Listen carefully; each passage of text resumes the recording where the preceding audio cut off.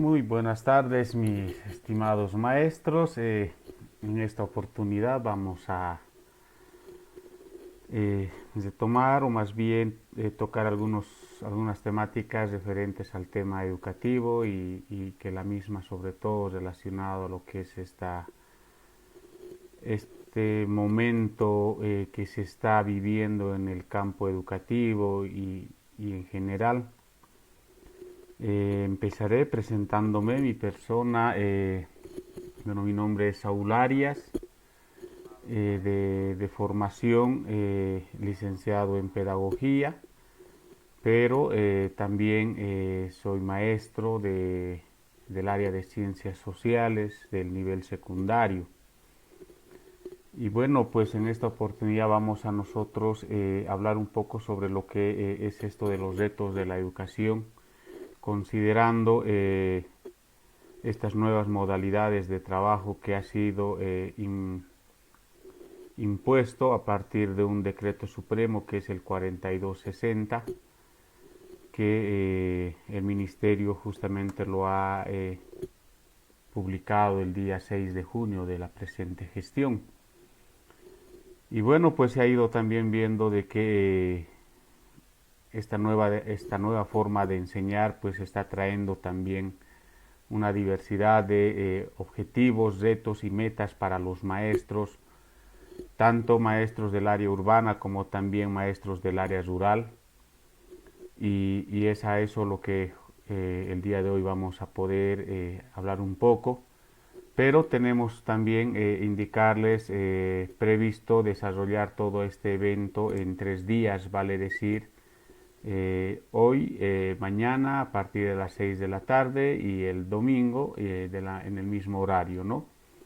En el que vamos a poder conversar 3 temáticas fundamentales. Creo yo que es muy importante poder de una u otra manera aclararlo, puesto que según el nuevo calendario escolar emitido por el Ministerio de Educación, ya en estas fechas en realidad estarían culminando lo que se ha suspendido, que era el primer trimestre, y a partir del 10 de agosto pues estaría empezando ya con el segundo trimestre. Se ha ido viendo diferentes experiencias en estos par de días de muchas unidades educativas a los que tuve la oportunidad de poder de una u otra manera asesorarlos, pero ahora pues vamos a verlo de manera un poco más detallada. Sin embargo, el tiempo también que va a tener cada una de estas presentaciones, tanto hoy, mañana y pasado, va a ser en el lapso de una hora y media máximo. El día de hoy hablaremos sobre lo que son los retos de la educación virtual y a distancia. Mañana vamos a entrar a esto de lo que es dosificación de contenidos del plan anual trimestralizado, considerando también de que he podido observar algunos documentos que han ido emitiendo, presentando como propuestas federaciones tanto del área urbana y rural, en las que de una u otra manera considero que hay algunos aspectos que podemos fortalecerlo de la misma manera. Escuché que muchos maestros están esperando que el Ministerio de Educación, a través de los viceministerios, puedan sacar un plan curricular de contingencia, pero a la fecha lamentablemente no hay nada. Y eso pues no puede ser el motivo para tal vez no reiniciar las actividades escolares, más allá de las diferentes circunstancias y problemáticas que está causando también este reinicio de actividades en sus diferentes modalidades. Y el día domingo vamos a hacer referencia a algo que es ya más particular del maestro, que es el plan de desarrollo curricular, que en realidad pues es aquella que va a guiar de una u otra manera el accionar del maestro para poder de una u otra manera pues alcanzar el objetivo planteado, que es, en este caso pues va a estar enfocado sobre todo al desarrollo de competencias. Pero son estas 3 temáticas que vamos a trabajar en estos 3 días, y pues empezaremos sobre lo que son los retos de la educación virtual a distancia, considerando de que si bien no es nuevo el tema del uso de TICs en procesos educativos, podríamos decir que en educación regular, alternativa especial, la utilización plena de estas herramientas no es o no ha sido aplicado al 100%, ¿no? Hablando de educación superior, sí, sobre todo en sus programas de posgrado, en donde sí ellos han, desde hace mucho tiempo atrás, van aplicando lo que es la modalidad virtual, en donde seguramente muchos de ustedes que están ahora siendo partícipes de estas 3 conferencias que se va a dar, han debido ser parte, ¿no? Una que la modalidad virtual que tiene una característica muy particular en cuanto al trabajo. Entonces hay algo que tenemos que sí o sí aclarar también, es de que el tema educativo, o más bien, lo que yo hacía como maestro dentro de una modalidad presencial, no significa que yo ese mismo procedimiento de trabajo lo tenga que llevar al frente de una pantalla. Y esto les digo porque he estado viendo algunos casos que está pasando ese tipo de situaciones y espero en particular poder aclarar algunas dudas posiblemente que ustedes lo están teniendo. Empezaremos, por ejemplo, sobre lo que es educación virtual. Se dice que la educación virtual tiene bastantes puntos en común con la enseñanza tradicional o presencial. La educación virtual requiere de otro tipo de técnicas y herramientas para alcanzar los resultados esperados. Hay un detalle, ¿no?, que debemos tomar muy en cuenta nosotros como maestros, sobre todo, es que a partir de la modalidad virtual no significa que yo como maestro pueda transmitir o facilitar a los estudiantes una diversidad de contenidos para que el estudiante que reciba esa documentación lo pueda leer, memorizar y reproducir. No, en lo absoluto. Eso es uno de los errores que se está cometiendo, ¿no? Yo he estado viendo, por ejemplo, en de algunas unidades educativas que incluso están utilizando otras herramientas como sobre todo lo que es el WhatsApp, en cargar de información al estudiante para que pueda leer, copiar esa lectura. En primaria eso es lo que he visto, copiar esa lectura a sus carpetas, y a eso viene adicional un archivo en donde están actividades prácticas que el estudiante lo debe realizar. Entonces, haciendo una correlación sobre lo que el estudiante hacía en modalidad presencial y lo que debe hacer en modalidad virtual, es totalmente distinto, y seguramente el día domingo en planificación vamos a ver un poco sobre cómo tendría que estar organizado incluso el horario de trabajo. Tengo que comentarles, por ejemplo, que hay una unidad educativa que pude observar que están manejando el horario, por ejemplo, de trabajo, el que tenían en modalidad presencial, la misma en modalidad virtual. Vale decir que el estudiante está sentado frente a la pantalla desde las 2 de la tarde hasta las 6 de la tarde. 4 horas con 2 espacios de recreo que se solía tener en presencial, pero ya no de 10 minutos, ¿no?, que era siempre lo más habitual, sino de 20 minutos. Pero aún así sabemos muy bien que esto es uno de los errores que posiblemente hay unidades que lo están aplicando. Entonces, esos detalles lo vamos a ir viendo. Además, ¿qué dice? Que ser un docente online no es solo cambiar una clase presencial por una en línea y enviar documentos electrónicos o crear foros para mostrar información adicional a la clase. Entonces, lo que les decía inicialmente, no es que yo, maestro, lo que hacía en presencial, pues me lo llevo a lo virtual frente a una pantalla y con eso ya se solucionó el problema. No es así, y ustedes mismos saben muy bien que la modalidad virtual tiene ciertas características, entre estas, por ejemplo, que es el uso de una plataforma virtual. Esta plataforma virtual, que puede ser cualquiera de las que seguramente ustedes han ido definiendo como maestros en sus diferentes unidades educativas. Pero algo que no pueden hacer es, por ejemplo, que cada maestro utilice una plataforma virtual distinta a otro maestro de la misma unidad educativa. Y esto les digo por qué. Deben ustedes necesariamente definir el uso de X plataforma, pero para toda la unidad educativa, ¿no? Entre esas tenemos, por ejemplo, tenemos el Moodle, tenemos Chamilo, tenemos Classroom, tenemos Edmodo, tenemos, por ejemplo, lo que es Khan Academy y otras plataformas virtuales que son de uso gratuito, donde sí entra el tema de inversión, por así decirlo, es al momento de querer alojar nuestra plataforma en la nube o lo que conocemos el solicitar un servicio de hosting, ¿no? Entonces eso es un detalle. El otro, el tutor o un tutor virtual debe reinventarse para aprovechar las herramientas que ofrece la tecnología y en muchos casos debe diseñar nuevas tácticas que permitan un mejor aprendizaje desde un medio virtual. ¿Qué quiere decir esto? Por ejemplo, que si bien en la presencialidad yo lo que solía hacer como maestro era hacer mis clases magistrales, no puedo llevarlo eso a una pantalla. Lo que por ejemplo ahora yo lo estoy haciendo, ¿no? Preparar mis diapositivas y empezar a desarrollar las mismas y mis estudiantes escuchándome en el otro lado. Pero lo que yo no puedo garantizar como maestro es si realmente me está atendiendo o está incluso entendiendo lo que yo estoy diciendo.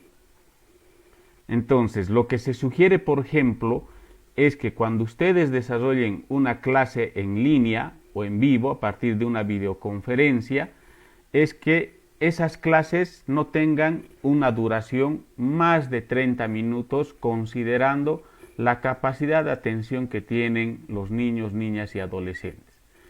Más allá de eso, estoy seguro que el estudiante puede estar ahí, tal vez frente a su pantalla, pero les puedo asegurar que va a estar enfocado a otras cosas. Y no le es difícil, básicamente lo único que tiene que hacer es poder cortar el audio y con eso está ya tranquilo, ¿no? Y han debido ustedes ver incluso algunas experiencias que lo han ido mandando en las redes sociales, donde algunos muy humorísticos, pero los estudiantes lo colocaban una imagen estática de su fotografía como si pareciera que estuviera ahí frente a la cámara, pero pues el estudiante ni estaba, ¿no? Entonces hay muchas cosas que está pasando y que seguramente muchos maestros lo están viviendo en la actualidad a partir de lo que es la implementación de la modalidad virtual. Entonces les recomiendo siempre ese detalle, ¿no? Que las clases virtuales, por ejemplo, o videoconferencias que ustedes realicen, se enfoquen no a desarrollar contenido, sino más bien a aclarar dudas y consultas que puedan tener los estudiantes sobre una temática que ya usted como maestro le ha facilitado al estudiante para que lo pueda leer, pueda hacer un análisis y al mismo tiempo sacar ya sus dudas y consultas que pueda tener. Y es mucho más interesante en una videoconferencia cuando, por ejemplo, hay preguntas de ida y vuelta, ¿no? Preguntas y respuestas de ida y vuelta, que es cuando podemos de una u otra manera hacer que el estudiante pueda comprender un contenido, ¿no? Y no se reduzca a una clase magistral. ¿Qué más? Dentro de lo que son las estrategias para lo que es la modalidad virtual, por ejemplo, una de esas estrategias es recopilar la información en la plataforma, ¿no? ¿Qué significa eso? Hay algo que ustedes posiblemente algún momento lo han vivido. No es que, ejemplo, yo entro a la web, busco un contenido, me invento sobre el cuerpo humano, encuentro el archivo, copio el archivo y lo cargo a la plataforma. Y eso es otro de los errores que se está viendo. Y no es novedad eso en realidad, porque yo en algún momento, algún programa que tomé de posgrado, uno de mis docentes, incluso recuerdo, nos pasó un archivo, una lectura que estaba en otro idioma, ¿no? Y cuando uno lo abre y se topa ahí con un archivo que está en portugués, recuerdo bien, y no, pues no se podía ni siquiera leer, para uno que no conoce o no entiende el idioma portugués, ni idea. Cuando ya lo llamamos a nuestro docente y le decimos, pero le dicen, mire, no se ha facilitado un archivo, parece errado. Entonces, ¿qué da a entender eso? De que nuestro docente, por XZ motivo, ha agarrado algún archivo por ahí, no sé si se ha equivocado o no lo ha dado una lectura previa, pero lo ha subido a la plataforma tal cual estaba. Entonces, el recopilar información, colegas, significa que ustedes pueden sacar la información que ustedes gusten desde la red, desde su bibliografía, los libros que de apoyo que seguramente tienen, pero armar la información que sea lo más claro y sencillo posible, y en función incluso a la edad de los estudiantes. Vale decir que yo no le puedo dar, por ejemplo, a un niño de primero, de primaria, un archivo en la que esté con más de 100 hojas y le diga lea y haga un resumen, cuando sabemos que las competencias de lectura de un niño de primero, por ejemplo, recién se está iniciando, ¿no? Al mandarle ese tipo de archivo, lo que voy a hacer más bien es desmotivarlo y hacer que este niño pueda llegar a odiar la lectura. Entonces, la recopilación de información justamente se refiere a eso, ¿no? Que ustedes tengan que organizar toda la información, pero esa información que sea clara y concreta y enfocado exclusivamente a que el estudiante lo pueda comprender.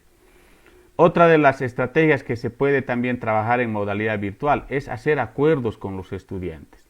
¿A qué me refiero cuando hablamos de hacer acuerdos? Es, por ejemplo, de que los estudiantes, y algo que en estos días he visto también con mi hijo, que ellos tengan que respetar los horarios, por ejemplo, de trabajo cuando se tenga que hacer una videoconferencia. Puedan ser puntuales, puedan ser respetuosos, puedan no estar ahí jugando todo el tiempo con habilitar y no habilitar su audio o su cámara, que puedan, otro de los acuerdos que pueden también hacerlo ustedes es de que los estudiantes, o motivar siempre a los estudiantes que tomen apuntes de todo proceso educativo que realicen a partir de las videoconferencias. En este momento, por ejemplo, espero que cada uno de ustedes esté ahí con su libreta apuntando algunos aspectos, porque es necesario hacerlo. Por ahí alguien dirá, no, yo tengo ¿qué le digo? Una capacidad de guardar información en mi cabeza que no pasa nada, todo queda ahí. Sería como mentirnos en realidad, ¿no? Entonces, acuerdos que ustedes lo pueden llegar con sus estudiantes en la modalidad virtual, y sobre todo, acuerdos también al momento de poder hacer o emitir trabajos que tenga que desarrollarse, ya sea de manera individual o en grupo. Ese es otro de los aspectos que tienen que tomar muy en cuenta, ¿no? Por ejemplo, hay herramientas que permiten trabajar en comunidad, que lo vamos a ver así más adelante, una pequeña explicación, y algo muy conocido y fácil de utilizar, por ejemplo, son los formularios de Google, en la que uno puede dar una consigna de trabajo y lo pueden trabajar.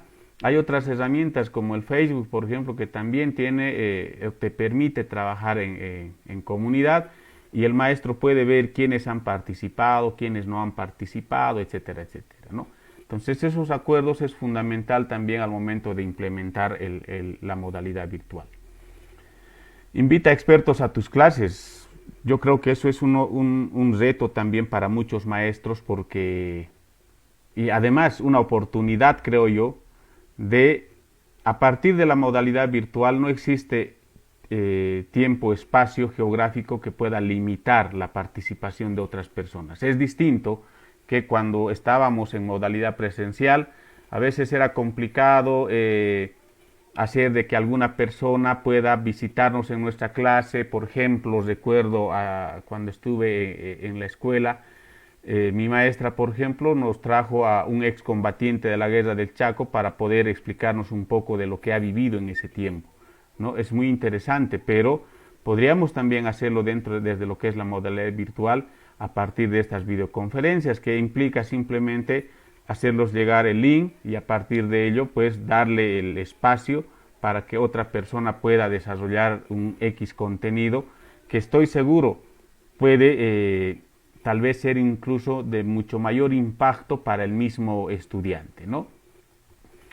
Otro, convierta a tus estudiantes en orientadores. En este aspecto, por ejemplo, a veces, y eso he estado viendo igual en muchos casos, uno cuando hace sobre todo la videoconferencia en estudiantes, en niños de primero, segundo, incluso hasta tercero, es complicado atenderlos. Yo vi a la profesora de mi hijo, por ejemplo, al parecer todos lo habilitan, inhabilitan su audio, O cuando la profesora dice, está explicando algún contenido y dice, a ver niño,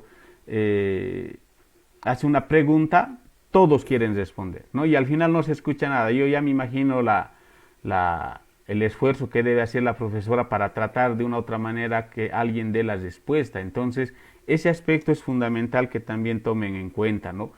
Y que hacer que los estudiantes, por ejemplo, cuando hablamos de orientadores, darles ciertos roles a ellos. O sea, ellos como estudiantes, aquellos que mejor se hayan habituado con el uso de la plataforma, con el uso de herramientas para transmisión en vivo, puedan ser aquellos que les puedan enseñar a sus mismos compañeritos en otros horarios. Por ejemplo, eso es lo que pasó con mi hijo.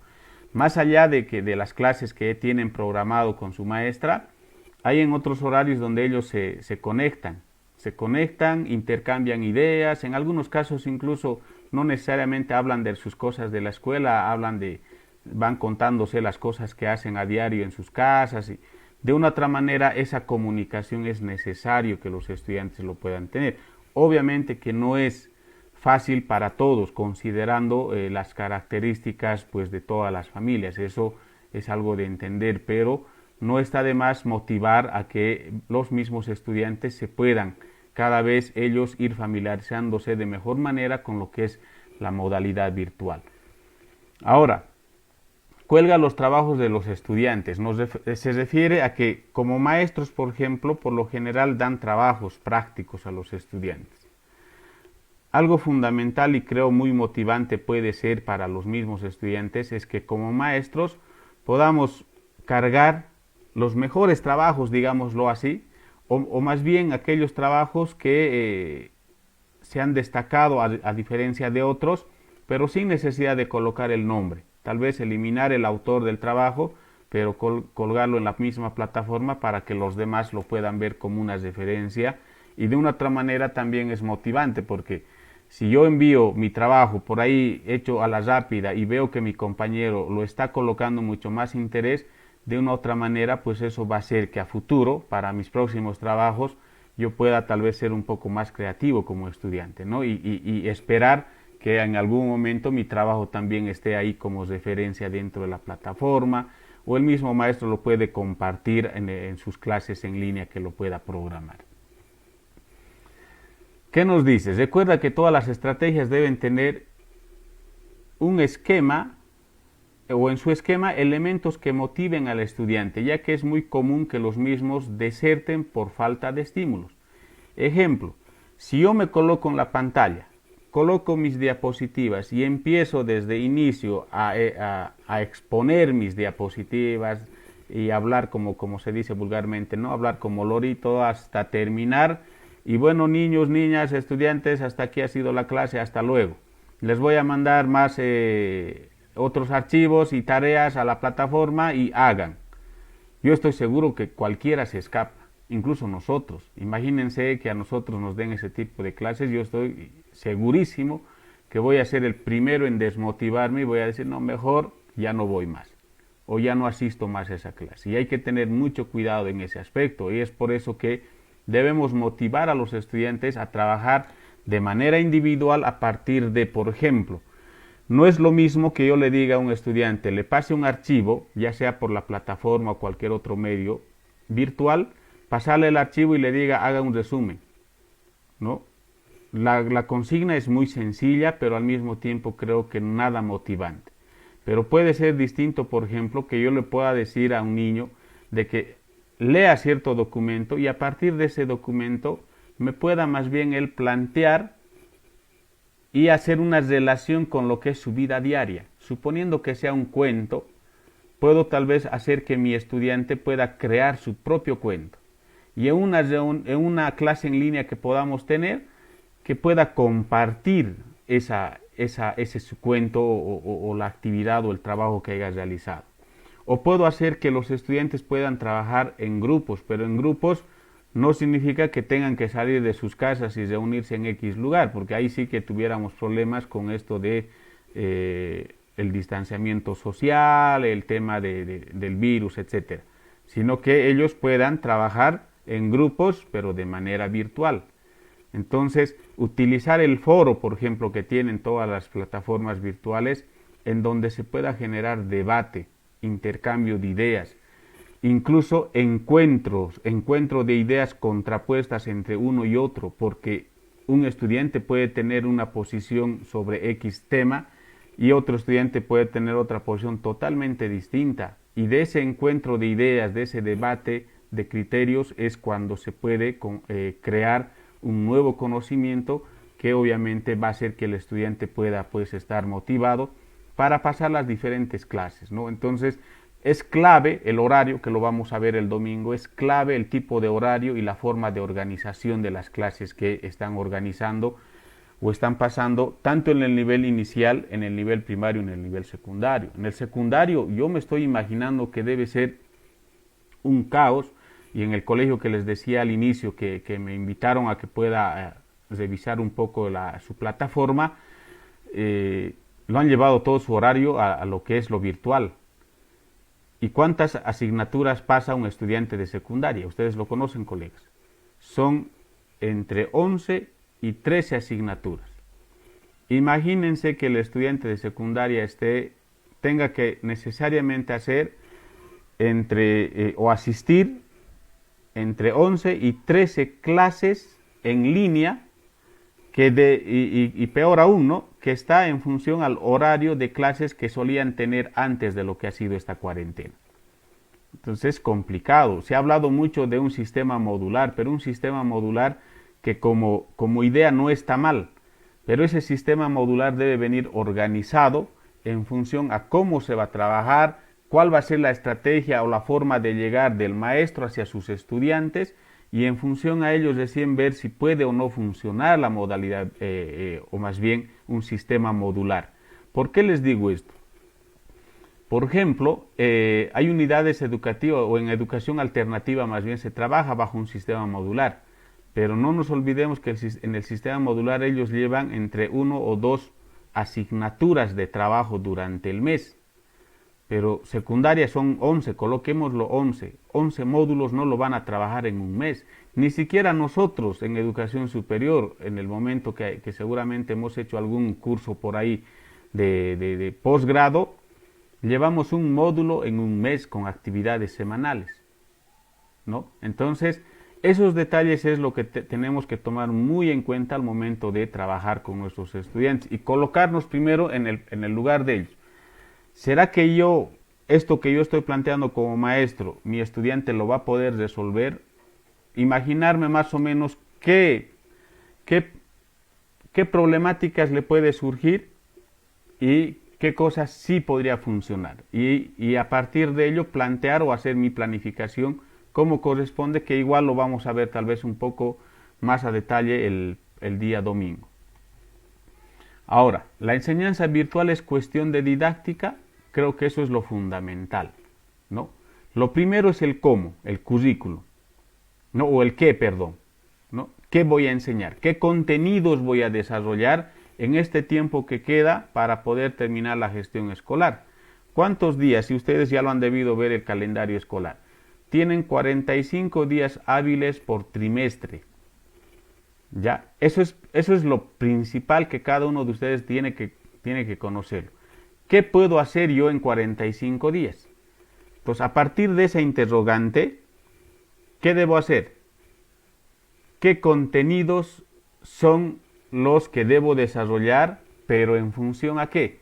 ¿A qué tipo de estudiante quiero formar? Ya no es aquí como posiblemente he visto en alguna oportunidad, he visto agarrar el currículum base y hacer una selección.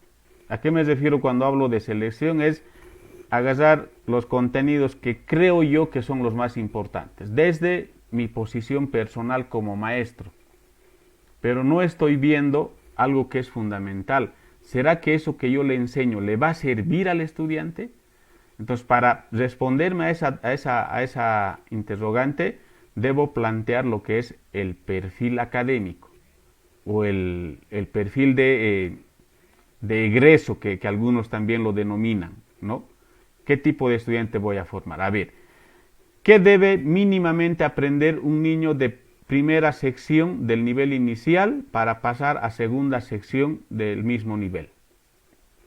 ¿Qué debe aprender mínimamente un niño de segunda sección de inicial para pasar a primero de primaria, que ya es otro nivel?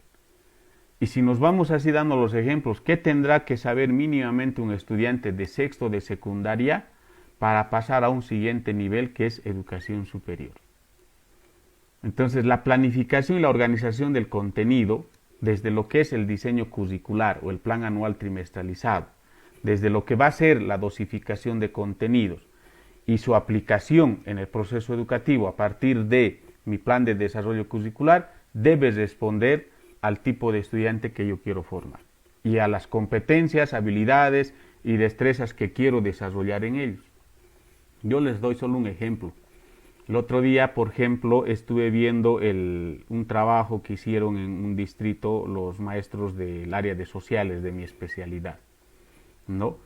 Y al momento de leer el documento, que ellos lo presentaron como una propuesta de dosificación de contenidos del área de ciencias sociales, estaba en segundo de secundaria, si no me equivoco, el tema de la historia del Imperio Romano.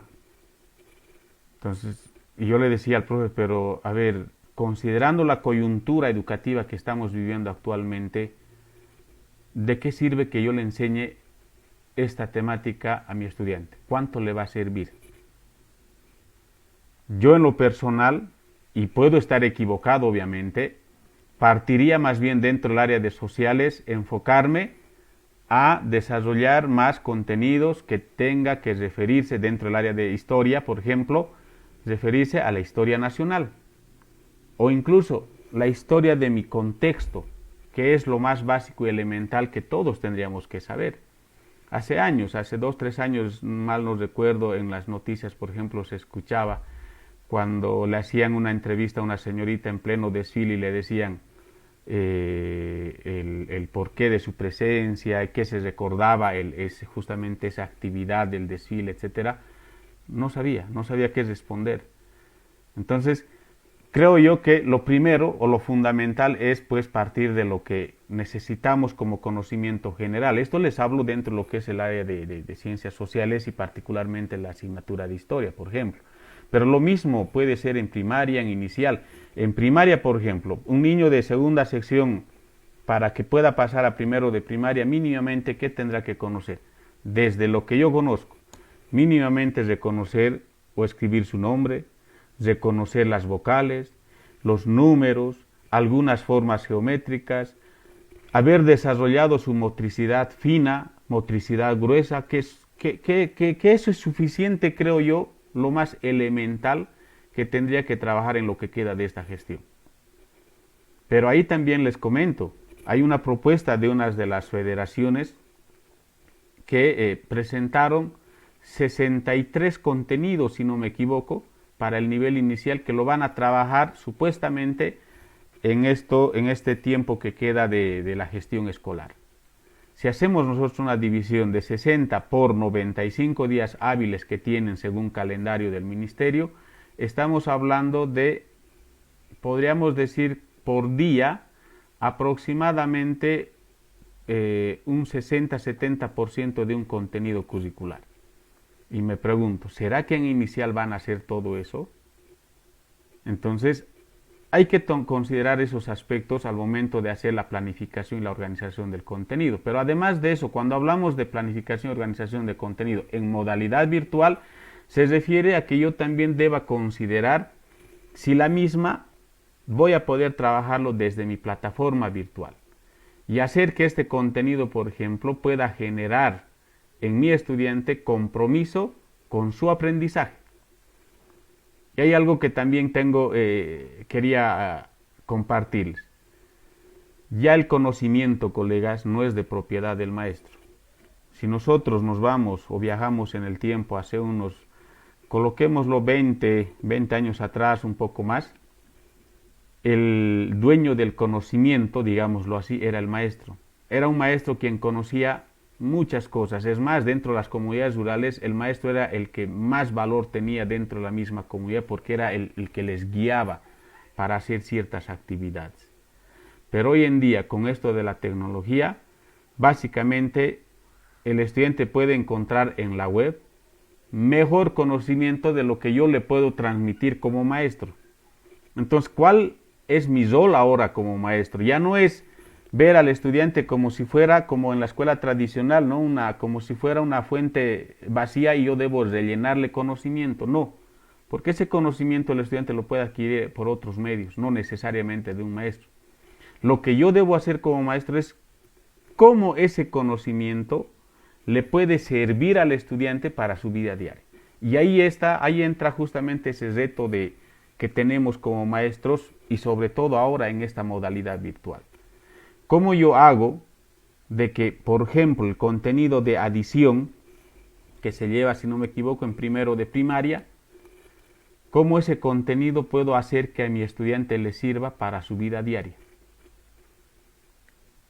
Que ya no sea que no se enfoquen a resolver ejercicios de suma, sino que esa suma, esa resolución de ejercicios dentro de lo que es la suma, el estudiante lo pueda aplicar en su vida diaria. Entonces eso es darle un nuevo sentido al conocimiento y a eso es el rol justamente que el maestro ahora debe cumplir. Para lograr este objetivo, dice, se debe definir primero la didáctica que se va a implementar, el cómo yo voy a enseñar. A eso se refiere didáctica, ¿no? Currículum, el qué. Didáctica, el cómo. Y ese cómo va de la mano del uso de estrategias, de métodos y técnicas de enseñanza que yo pueda utilizar como maestro. ¿Y qué dice? La didáctica es una disciplina que se ocupa de las técnicas y métodos de enseñanza para que el proceso de enseñanza y aprendizaje sea efectiva y que sirve de apoyo a los docentes para seleccionar y desarrollar contenidos. Si mi estrategia, por ejemplo, es cargarles de información a mis estudiantes, sería un error que estaría cometiendo porque voy a terminar haciendo que los estudiantes puedan escaparse de mis clases virtuales. Entonces, tomemos muy en cuenta lo que más antes habíamos hablado, ¿no? Una didáctica basada en estrategias, por ejemplo, en un EVA, ¿qué es un EVA? Es un entorno virtual de aprendizaje. Los componentes que interactúan en el acto didáctico son el docente, el estudiante, el contenido y el contexto del aprendizaje. ¿No? Hay que tomar en cuenta esos 4 aspectos fundamentales al momento de desarrollar lo que es el método EVA, ¿no? Y que este método, por ejemplo, viene desde lo que las estrategias de aprendizaje que el estudiante pueda utilizar. ¿Cuáles son esas estrategias que por lo general los estudiantes tendrían que conocerlo y aplicarlo? Por ejemplo, yo puedo utilizar lo que son las técnicas de estudio. ¿Cuál sería mi estrategia de mí como estudiante? Es, por ejemplo, que para todas las clases tener una libreta de apuntes. Eso es una estrategia. ¿Por qué? Porque a mí me va a servir eso para poder nuevamente poder recordar lo que se ha desarrollado o lo que se ha hablado en una clase en línea. Ahora, si es que tengo que hacer la lectura de un XZ documento, de la misma manera puedo utilizar o hacer, por ejemplo, un esquema, un mapa mental, un resumen incluso, que son parte de las técnicas de estudio que todo estudiante tendría que conocerlo para que de una u otra manera esas técnicas de estudio que utilicen pues le pueda servir al estudiante para comprender de mejor manera lo que está estudiando, ¿no? Ahora, ¿cuáles son las estrategias de enseñanza? El cómo yo transmito el contenido a mis estudiantes. ¿Mediante qué? Por ejemplo, en vez de pasarle un archivo, así un archivo lleno de letra, podría tal vez didactizarlo ese contenido. A partir igual de uso de herramientas tecnológicas como por ejemplo, tenemos, bueno, lo que clásicamente hemos utilizado los maestros siempre ha sido el PowerPoint, ¿no? Que de una u otra manera en sus últimas versiones también está entrando en competencia porque hay nuevas herramientas que están planteando, pero hay otras, por ejemplo, yo les hablo de Genially, por ejemplo, que para mí es muy interesante utilizarlo porque te da la opción de no solo plantear un contenido así como el que ustedes lo están viendo en mi pantalla, sino que incluso yo puedo dinamizarlo, puedo darle movimiento a las letras, puedo darle movimiento a las imágenes, puedo plantear un video, un audio y muchas otras cosas más que de una u otra manera hace que el contenido a desarrollar sea llamativo para el estudiante. Ahora, ¿qué estrategias de enseñanza se podrían aplicar en un curso virtual? Por ejemplo, aquí tenemos estrategias centradas en la individualización de la enseñanza, en donde yo pueda plantear actividades de trabajo para mis estudiantes de manera individual. No está mal, yo estoy seguro que eso ustedes lo hacen, ¿no? Pero que estas estrategias o estas actividades que ustedes los plantean a ellos realmente pueda ser desarrollado por el estudiante. Porque ahí es otro problema, diría yo, que muchos como maestros no lo vemos, es que si realmente el estudiante, las actividades que yo le envío, lo está resolviendo de manera honesta, por así decirlo. O es que hay tal vez un intermediario ahí, que en este caso a veces no somos los papás quienes no hacemos ese rol, de incluso al extremo de hacérselos las tareas y presentarlo como si fuera del estudiante. Entonces es otro aspecto, ¿no? Eso que tienen que ustedes tomarlo muy en cuenta al momento de poder plantear sus actividades. Ahora, estrategias para la enseñanza en grupos centradas en la presentación de información y colaboración. Para mí, por ejemplo, para no hacernos muy complejo el trabajo en modalidad virtual, los formularios de Google creo que es una herramienta que se puede explotar al 100%, ¿no? Simplemente es crear el enlace, compartirlo con los estudiantes y a partir de una consigna decirles que ellos puedan, por ejemplo, producción de textos, que puedan crear, ¿qué les digo? Un relato de todo lo que les ha ido pasando en esta época de encapsulamiento, de encierro, que los niños sobre todo lo están viviendo, porque son los que casi menos salen hoy en día, ¿no? A diferencia tal vez de los mayores o de los jovencitos que ya de una u otra manera pues ellos sí salen de sus casas y de una u otra forma pues no están tan encerrados, por así decirlo. Entonces puedo plantear actividades que puedan implicar el trabajo colaborativo y al docente en ese formulario, por ejemplo, le permite ver quién ha participado, quién no ha participado, qué cosa ha comentado o ha aportado XZ estudiante. Y si identifico que hay algún estudiante que no lo está haciendo, pues puedo ya de manera interna contactarme con ese estudiante y poder conversar qué es lo que está pasando. Pero yo estoy seguro que esos niños que posiblemente lo tenían, o esos estudiantes que ustedes los tenían en clase y los veían como los más tímidos, los que casi no participan nada, yo estoy seguro que a partir de la modalidad virtual y el uso de estas herramientas, ellos van a tener la facilidad de explayarse porque ya no van a tener enfrente a su compañero o su compañera que de una u otra manera se burlaba de lo que decía y lo que no decía. Porque eso es el temor que tienen nuestros estudiantes. Es el qué dirá. Si digo esto, ¿qué dirá? Si pregunto, ¿qué me dirán? Entonces prefiero mejor quedarme ahí bien, ¿qué les digo? Estático y bueno, me evito de cualquier situación. Entonces hay que tomar en cuenta ese aspecto que estoy seguro les puede también funcionar. Estrategias centradas en el trabajo colaborativo, lo que ya les estaba comentando. ¿Qué nos dice? Que ser un docente virtual requiere ser un especialista en la materia de estudio, pero también ser un especialista en la aplicación del contenido. Ya tenemos que olvidarnos de una otra manera, colegas, esas clases magistrales que muchas veces lo hemos dado, ¿no? Y podemos recordar incluso de nuestra misma vida o época de estudiante, ¿no? Yo recuerdo uno de mis maestros justamente de sociales. Llegaba, empezaba a explicar el contenido, tocaba el timbre de recreo, adiós, gracias, y si hemos entendido bien y si no también, porque bueno, no era su problema, ¿no? Y el otro aspecto que en planificación lo vamos a ver, termino contenido, evaluación. Y parece, bueno, no sé, ojalá que no se esté repitiendo esto que yo he visto hace más de 20 años cuando estuve de estudiante de escuela y después de colegio. Terminan contenido, saque una hoja de carpeta, pregunta número 1. ¿no?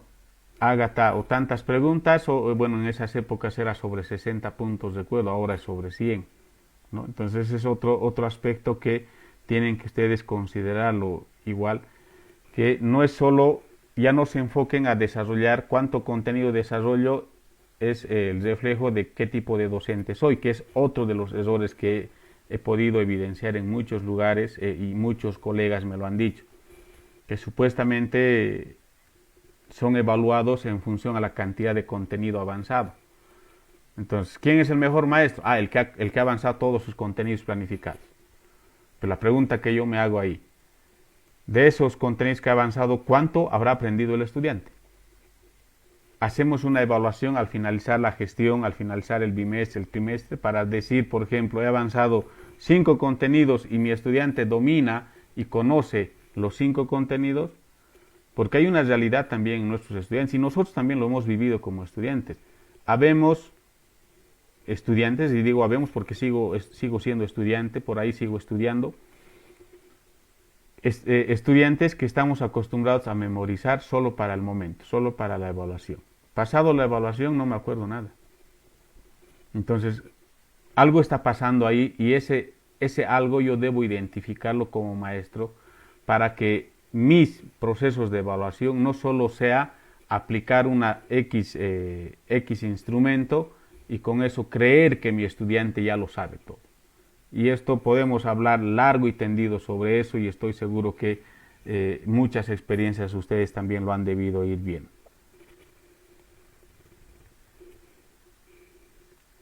Técnicas de enseñanza, por ejemplo, se ha definido a la estrategia que, bueno, una vez definido la estrategia que vas a implementar en el proceso educativo, debes también definir qué técnicas vas a utilizar para potenciar tu contenido. Entonces, para eso, por ejemplo, en modalidad virtual tenemos los glosarios colaborativos y eso es una de las herramientas muy interesantes que tienen las diferentes plataformas. Yo puedo trabajar X contenido y en función a ese contenido decirle a mi estudiante que haga un trabajo de investigación, que los términos que para ellos son complejos puedan investigarlo, ya sea en una biblioteca virtual o ya sea desde su diccionario que tienen en casa, puedan decir, por ejemplo, esta palabra para mí es difícil, lo planteo el término, su concepto, y así se va armando un glosario completo por diferentes temáticas, que es una forma de trabajar y que de una otra forma enriquece incluso el vocabulario de los mismos estudiantes, además de nosotros como maestros. Conformar subgrupos de discusión. Cuando se arman, por ejemplo, cuando se trabaja en modalidad virtual, algo fundamental también es conformar grupos internos dentro de la misma clase, como se solía hacer en presencial. Pero la diferencia es que en virtual no va a haber ese contacto directo entre estudiantes, sino que lo van a hacer a partir del uso de ciertas herramientas TIC para que puedan ellos trabajar y elaborar ciertos productos, hacer ciertas actividades de acuerdo a la consigna que el mismo maestro lo pueda plantear, ¿no? Preguntas y premios. Esto de los premios, por ejemplo, viene de lo que es el enfoque conductista, ¿no? Estímulo-respuesta, premio o castigo, y que actualmente sigue de una u otra manera estando vigente. Y ojalá que poco a poco se pueda ir erradicando, sobre todo este tema del castigo y la comparación que a veces existe dentro de una clase, ¿no? En presencial eso se ha visto, pero ahora en lo virtual se pueden, por ejemplo, plantear preguntas. A ver, el día lunes yo les facilité a mis estudiantes que me puedan hacer una X lectura.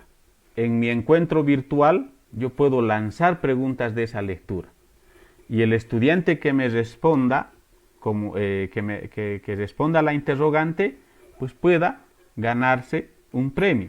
Ese premio puede reducirse, hay dos opciones.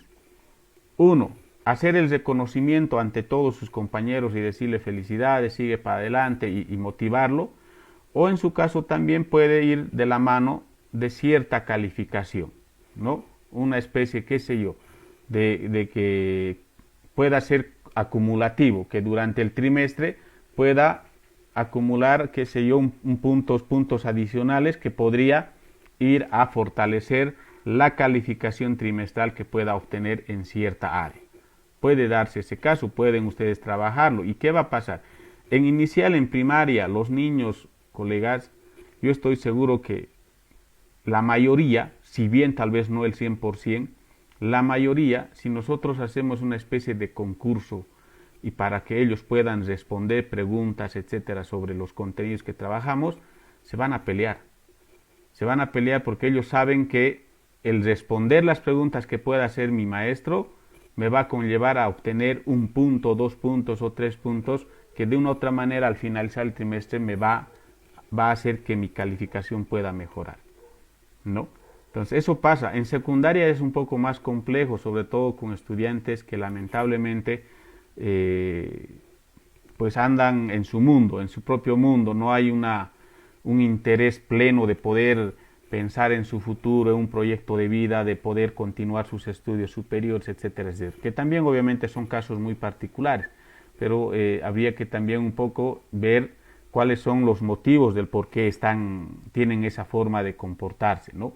En algunos casos son por cuestiones, problemas familiares, problemas emocionales, económicos incluso, y de otra índole. Entonces, pueden ustedes, por ejemplo, una de las técnicas de utilizar esto de las preguntas y los premios, y que la misma no sea constante, porque si no al final el estudiante lo puedes mecanizar y va a querer todo el tiempo eso, que sea de vez en cuando, cosa que incluso tal vez hasta como una especie de sorpresa, por así decirlo, donde ahí sí vamos a ver si el estudiante se prepara, no para responder, sino se prepara para poder aprender y comprender de mejor manera los contenidos trabajados.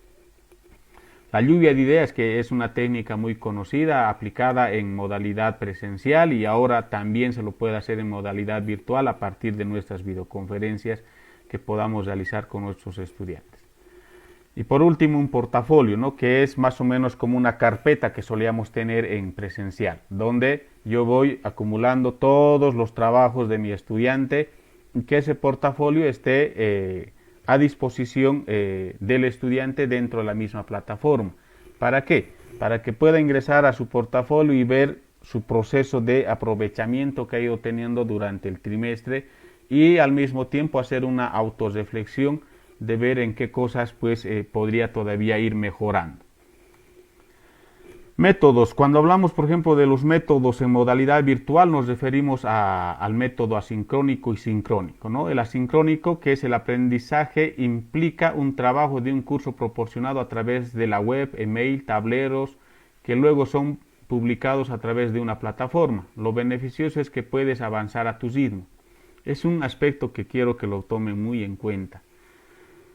El hecho de que yo le mande, y tengo que tener eso en la planificación, vamos a ver. Si yo voy a iniciar hoy viernes 30, voy a iniciar X contenido, yo debo prever un tiempo para que mi estudiante pueda hacer la lectura del contenido, considerando que mi área es netamente teórica, la lectura, y a partir de ello me pueda hacer tal vez alguna actividad.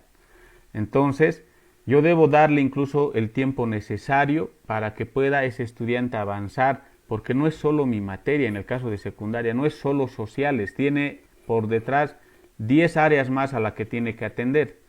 Entonces es otro de los aspectos que he visto que al parecer no lo están calibrando, por así decirlo, en cuanto a lo que son sus horarios y etapas de trabajo, que lo vamos a ver el domingo. Por eso el domingo va a estar muy interesante el tema de horario y organización dentro de lo que es la planificación, y espero que podamos aclarar ahí mayores dudas. Cuando hablamos, por ejemplo, que lo más beneficioso del método asincrónico es que el estudiante puede avanzar a su ritmo.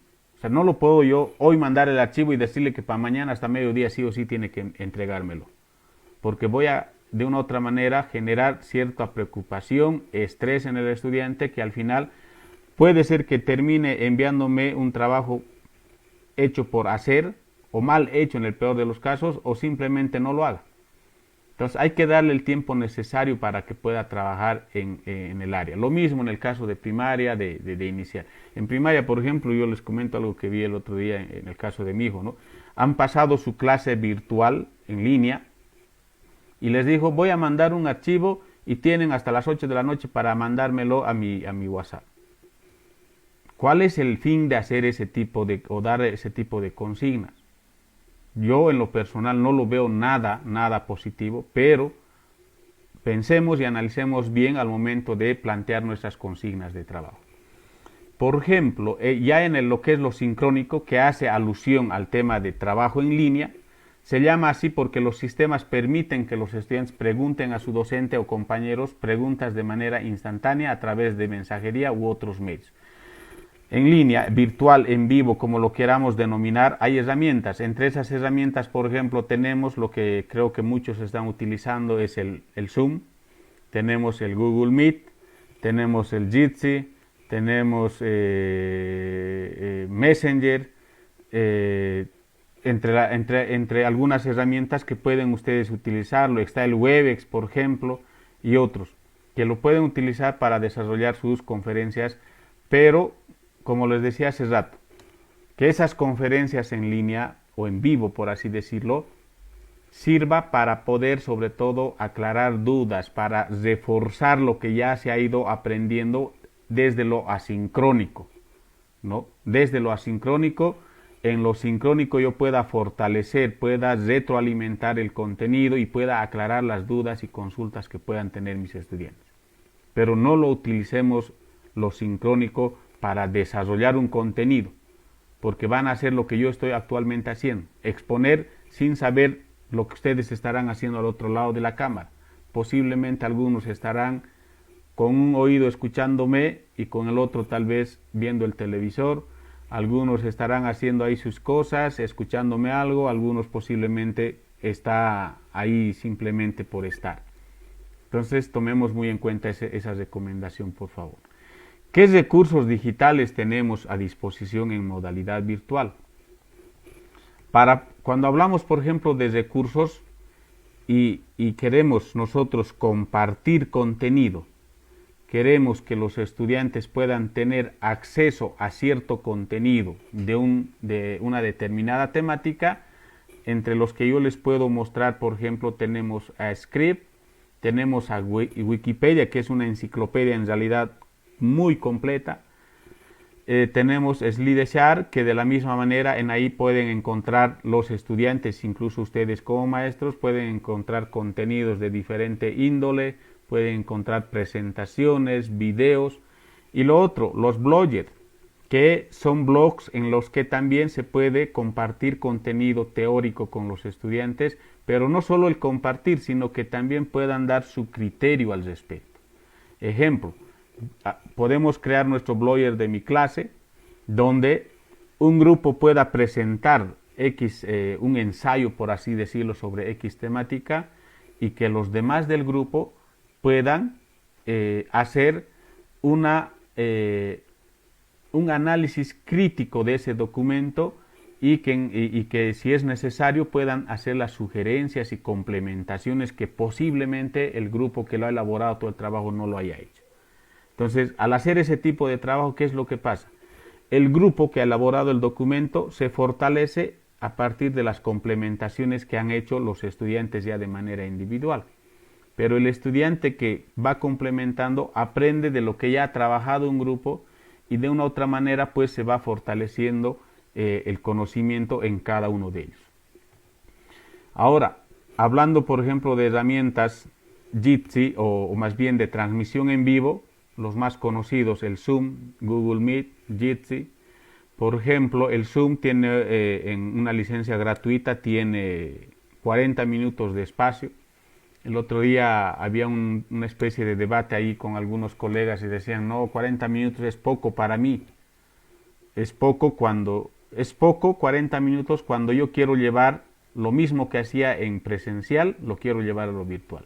Obviamente que es poco, porque las clases en presencial eran 2 periodos por lo general, que haciendo una sumatoria estaríamos hablando de 90 minutos, 45, 40 minutos cada periodo. Obviamente que es poco. Pero vuelvo a ser tal vez muy enfático en esto. No van a estar los estudiantes atendiendo los 80, 90 minutos que ustedes quieran desarrollar una clase. Peor aún si se van a poner a simplemente exponer X temática, ¿no? Pueden comprar una licencia de Zoom, no es muy caro en realidad, tiene un costo de $14,99 mensual, que la misma lo pueden comprar entre 2 o 3 colegas porque pueden utilizar la misma siempre y cuando no haya un cruce de actividades, ¿no? O en su caso hacerlo de manera individual, que he visto que muchos maestros lo han hecho. El Google Meet por ahora está, por ejemplo, liberado, vale decir que pueden trabajar hasta con 100 personas y no hay un tiempo límite de trabajo, pero eso solo va a ser hasta septiembre. Y de septiembre estoy seguro que ya la empresa va a colocarle un precio y ahí va a ser ya el problema. A diferencia de Jitsi Meet, que es otra herramienta gratuita en la que ya uno no necesita ni siquiera instalar este programa en la computadora porque todo se hace en línea y pueden entrar la cantidad de gente que quieran, pueden estar el tiempo que quieran, pero tomen muy en cuenta siempre ese de los tiempos que les había dicho, ¿no? Los estudiantes, por eso sería interesante que ellos utilicen Jitsi cuando tengan que hacer trabajos en grupo, para estar en constante comunicación y ellos puedan sentir que están realmente, por lo menos en tiempo y espacio, escuchándose lo que está pasando ahí en su entorno de cada uno y puedan hasta imaginarse que están trabajando ahí como lo solían hacer más antes. Audacity es una herramienta que sirve para poder editar audios. Sobre todo esto les sirve a los maestros que van a trabajar en modalidad a distancia para lo que es radioeducación, elaborar sus jingles radiales educativos, que la misma obviamente no es como tal vez algunos lo hemos pensado, ¿no? Me voy a una X emisora, agarro el micrófono y empiezo a hablar ahí por hablar. No, de la misma manera hay una organización, hay que hacer un previo trabajo antes de ir a hacer la transmisión. Y Audacity es una herramienta que les puede servir para poder editar sus audios, incluir algunos sonidos, música que ustedes quieran colocarlo a su contenido educativo. Luego tenemos otras herramientas para desarrollar contenido. Entre estos tenemos VideoScribe, Genially, Canva, por ejemplo. VideoScribe, que es un programa que ustedes lo pueden conseguir, hacerse instalar en su computadora y lo trabajan sin necesidad de estar conectado a internet, ¿no? A diferencia de Genially y Canva, que sí o sí deben tener o se trabaja en línea y deben estar sí o sí conectados a internet porque es la única manera, ¿no? Ahora, para casi todas estas, el requisito básico es tener una cuenta en Google, al menos. Yo les recomiendo que si es que por ahí no lo tienen, puedan crearlo, porque casi en todas las herramientas les piden tener una cuenta en Google y es mucho más práctico, ¿no? Ahora, para elaborar instrumentos de evaluación, los formularios Google que les comentaba, el Kahoot, que es una herramienta igual que en la que se puede de una u otra manera hacer que la evaluación sea más divertida. Es una especie, con Kahoot se puede crear evaluaciones en donde se pueda generar incluso competencia con los estudiantes, quién lo puede resolver un cuestionario, por así decirlo, en el menor tiempo posible. Entonces es muy interesante esta herramienta de Kahoot. Lo mismo formularios Google que les puede servir no solo para lo que es elaborar evaluaciones u otro tipo de actividades prácticas para los estudiantes, ¿no? Entonces les recomiendo que puedan ustedes explorar un poquito más para así aplicarlo en sus clases en modalidad virtual. Otras herramientas, en este caso una plataforma, el famoso YouTube, que uno en realidad ahí encuentra de todo, información de todo, de los contenidos que uno puede trabajar en educación, y hay uno que es una plataforma de YouTube también que es para niños y que igual lo pueden explorar. Ahí sí que se van a encontrar videos exclusivamente educativos, ¿no? El Facebook es otra herramienta que también lo pueden explotar. Herramienta, si bien es una red social que seguramente es una de las más utilizadas a nivel mundial, pueden ustedes crear sus propios grupos dentro de lo que es el Facebook y trabajar de manera privada, sin necesidad de que otra gente ajena al grupo, al curso, tenga que estar inmiscuyéndose así. Y eso es simplemente hacer unas configuraciones dentro de lo que es el Facebook y pueden trabajarlo. Incluso Facebook tiene también algunas herramientas para trabajar en grupo, tiene herramientas para hacer encuestas, evaluaciones, etcétera, ¿no? Que les puede servir.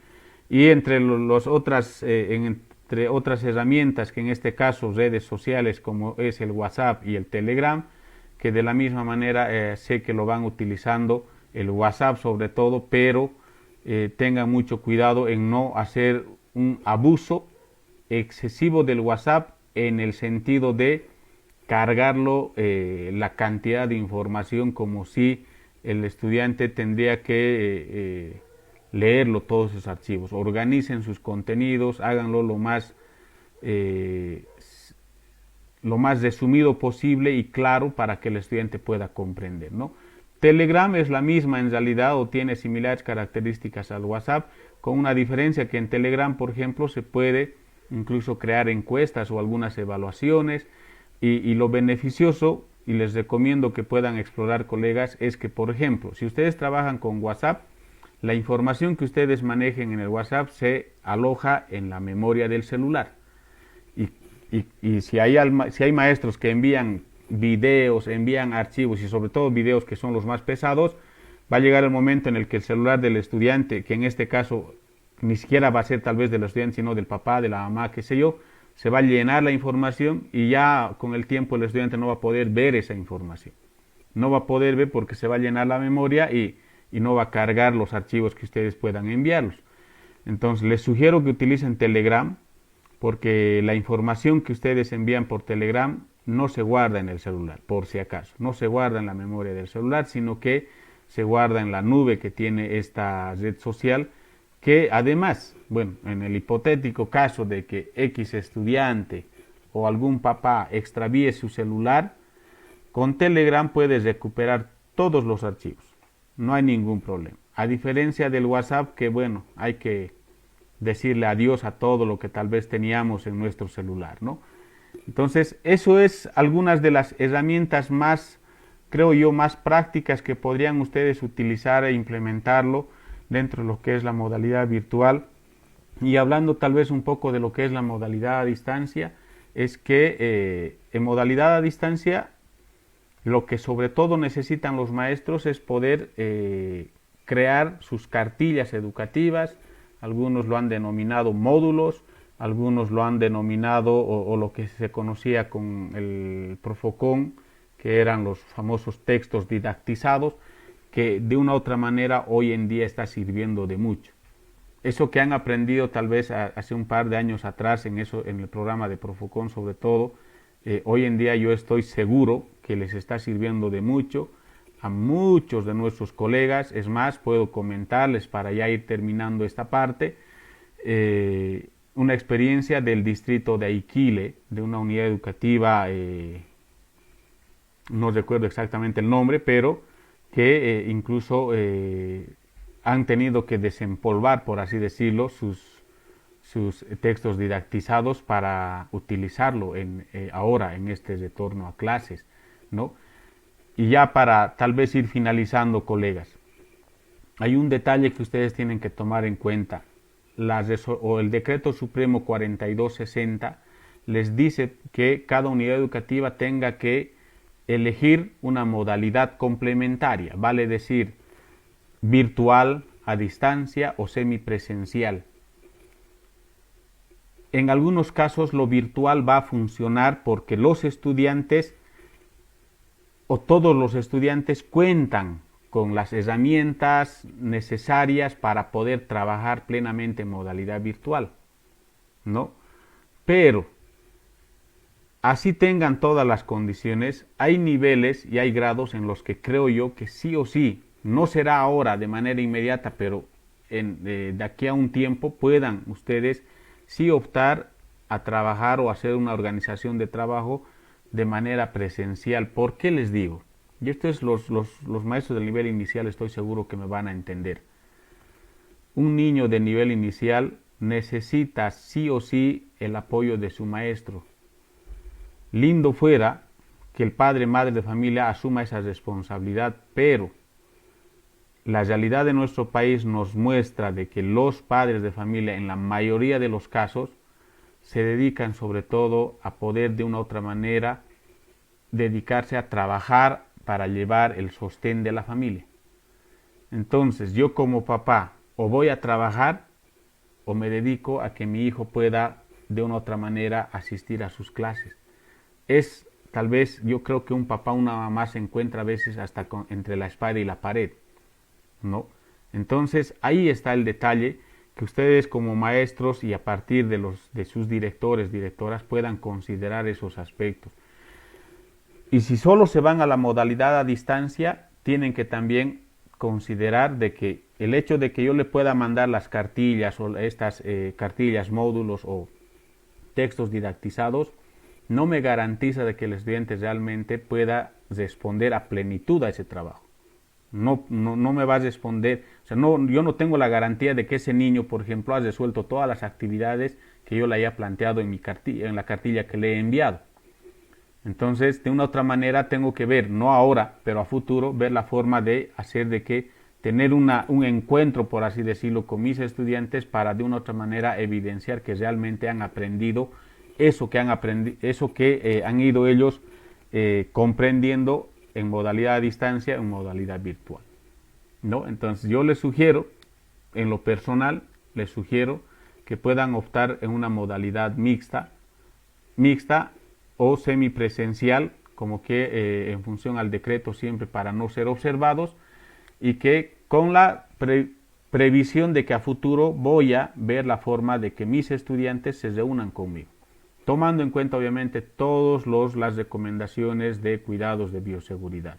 Y no es novedad esto, en Santa Cruz yo he visto que una maestra, no puedo mentir de qué unidad educativa es, con el apoyo de los padres de familia han llegado a adaptar o hacer algunos arreglos dentro de la clase para que asistan solo 5 estudiantes, 6, el contacto sea lo mínimo posible. No por ahora, pero lo pueden ir pensando a futuro. Creer que la modalidad virtual así a plenitud va a funcionar al 100%, yo creo que sería, no sé, caer en un error y creo que no se va a dar, ¿no? Entonces esperamos que estas herramientas que se les ha mostrado ustedes puedan explorarlo un poquito más para poder ir utilizando y aplicándolo con sus estudiantes, ¿no? Y no solo se reduzca al WhatsApp y a la videoconferencia, que no está mal, pero la característica particular de modalidad virtual es el uso de una plataforma. Y el WhatsApp, el Telegram no son plataformas virtuales. Eso tiene que quedar claro para cada uno de ustedes. Eso es, colegas, eso es lo que hasta hoy hemos podido llegar. Mañana vamos a ingresar a lo que es ya el tema de dosificación de contenidos y bueno, les espero el día de mañana en el horario ya establecido. Tengan un buen resto de jornada, que descansen, cuídense y